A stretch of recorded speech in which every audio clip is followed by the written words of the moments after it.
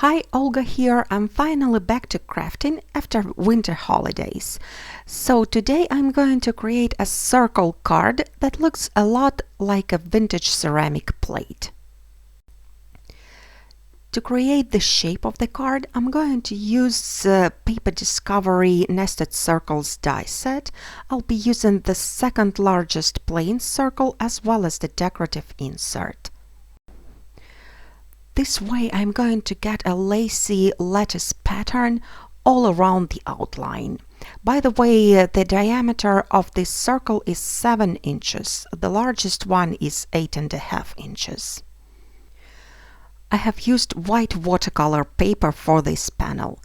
I have also die cut 2 circles that are the same size out of plain cream cardstock.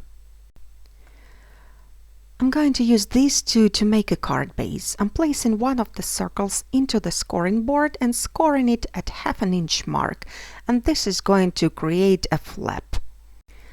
Then I have applied some strong double-sided tape onto that tab. I'm peeling off the liner and attaching the second plain circle onto it. For the card base, it's better to use a strong adhesive rather than the regular one. Liquid glue will also do fine.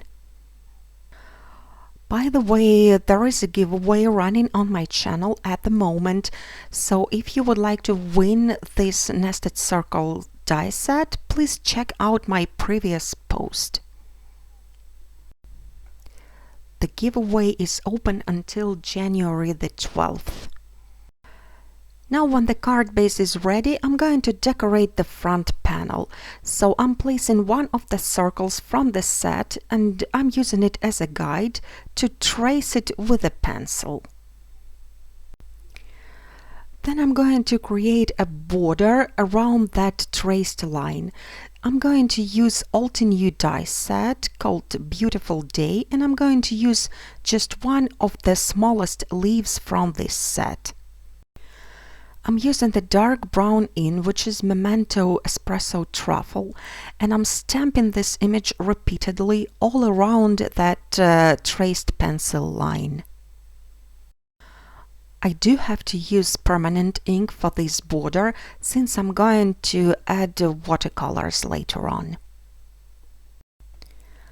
I keep on stamping until I have one continuous border all around the circle, and then I'm going to use the eraser to get rid of that pencil line. Then I'm going to use a larger circle from the very same set. I'm centering it on my panel and I'm tracing it with a brown pen. A pencil will do just as fine. By the way, the tools and supplies I am using are listed down below in the description box as well as on my blog. Next, I'm squeezing out some vintage photo distress ink onto the plate. I'm using it as a palette.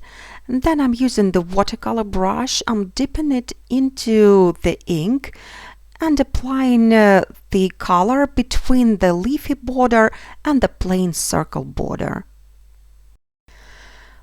I do try to apply the color more or less evenly, but you don't have to be perfect here, since some imperfection is going to add to that folk art look. When I have colored all the space between the leaves and the plain border, I'm also dipping the brush into the ink again.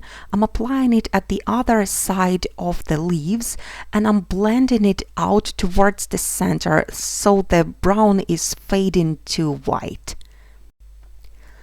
This step is totally optional though. At this point, I have decided that the simple traced circle outline looks too plain for this project, so I have decided to add more stamping. I'm going with another die set by Altenew called Vintage Roses, and I have chosen the tiniest, smallest leaf from this set.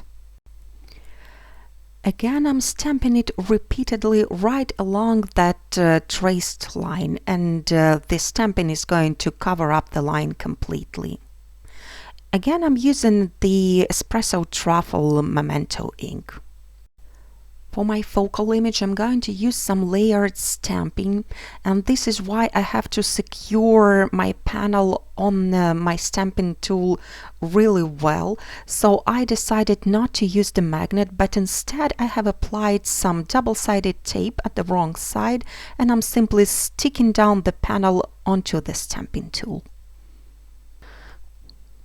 For the stamping, I'm going to use the very same stamp set, Vintage Roses, and you can find the guide on how to layer the stamps on Altenew website.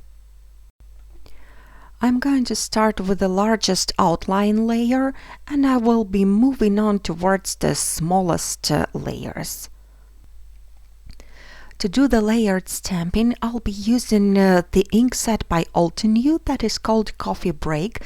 It includes 4 ink pads, all different shades of brown, from the lightest one to the darkest one.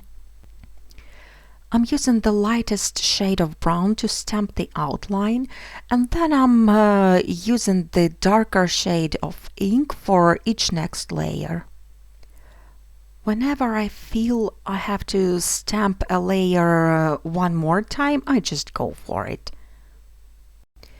It's also a good idea to use a heat tool to dry up the layers. This way they are going to blend a little bit less and be more defined. So this large rose image is going to be on the front, and I'm going to overlap it with other flower images, so I need to create a mask for it. I have stamped the outline layer on a post-it note. I've cut it out with the scissors, and then I'm attaching it on top of the rose image.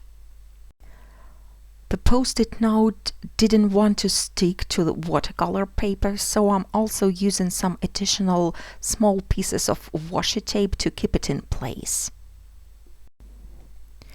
I have chosen 2 smaller rose images from the same set, and I'm stamping it just like I did with the largest one. I'm starting with the outline layer and then moving on towards the center using the darker ink color each time.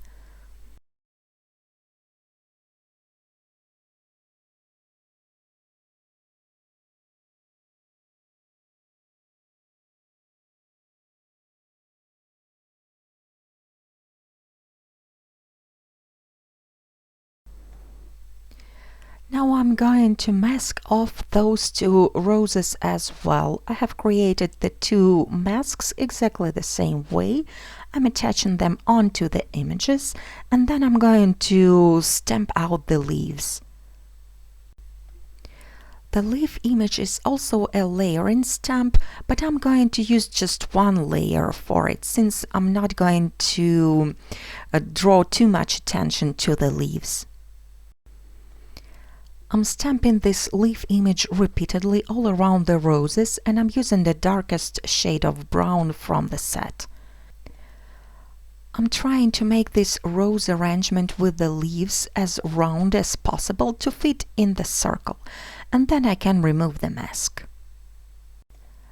So this is what my layered overlapped roses look like. Now I can remove my panel from the stamping tool, and then I'm simply rolling off the sticky tape from the surface. My decorated plate is nearly finished, it just needs some finishing touches.